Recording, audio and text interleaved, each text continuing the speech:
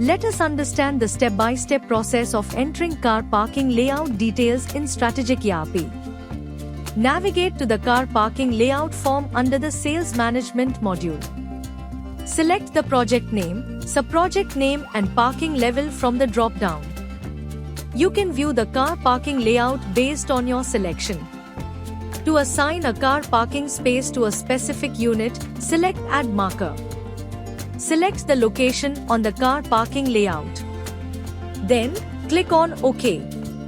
You can view car parking details such as the project name, manual car parking number, car parking type, parking level, X and Y coordinates assigned to a specific unit. To replace the image, select Replace Image. Select the files and upload your image for the latest update of the project and sub-project. To allocate a car parking spot to a specific unit, click on the marker of the parking lot. Then click on Car Allotment. Select the unit code to which car parking is to be allotted.